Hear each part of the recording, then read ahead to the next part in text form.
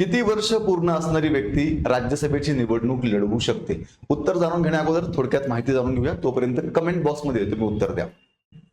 भारतासाठी कायदे तयार करणारी सर्वोच्च संस्था म्हणजे संसद. या संसदेला दोन सभागृह आहेत, एक म्हणजे राज्यसभा आणि दुसरं म्हणजे लोकसभा.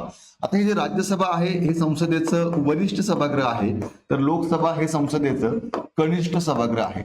सध्या भारताच्या राज्यसभेमध्ये 245 मेंबर आहेत, तर लोकसभेमध्ये 543 मेंबर आहेत.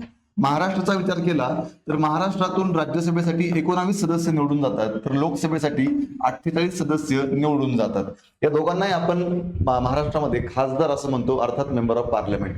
आता सगळ्यात महत्वाचा मुद्दा हा आहे की निवडणूक लढवण्यासाठी वय किती लागतं. तर लोकसभेसाठी वय लागतं 25 वर्ष आणि राज्यसभेसाठी वय लागतं 30 वर्ष. त्यामुळे अर्थात योग्य उत्तर आहे पर्याय क्रमांक सी, 30 वर्ष.